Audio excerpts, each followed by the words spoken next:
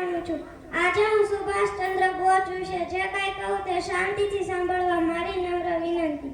23 જાન્યુઆરી 1897 નો દિવસ સુવર્ણ અક્ષરે અંકિત છે. આ દિવસે ભારતના સ્વતંત્રતાના આંદોલનના મહાનાયક સુભાષચંદ્ર બોઝનો જન્મ કટકના પ્રખ્યાત વકીલ જાનકીનાથ બોઝ અને પ્રભાવતી દેવીને ત્યાં થયો હતો. અંગ્રેજોની સર્વોચ્ચ ICS પરીક્ષા ઉત્તીર્ણ થયેલ સુભાષચંદ્ર બોઝ નોકરી છોડીને રાષ્ટ્રકર્મના રસ્તે ચાલી નીકળ્યા હતા.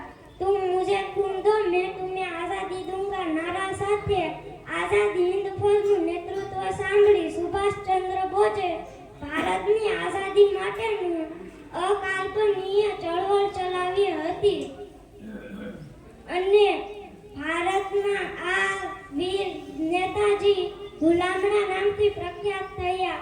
વિમાન મારફતે નેતાજી મંચુરિયા તરફ ચાલી નીકળ્યા અને તેમનું વિમાન રહસ્યમય તરીકે લાપતા થઈ ગયું. ત્યારબાદ તે કોઈ દી જોવા મળ્યા ન હતા. અસ્તુ.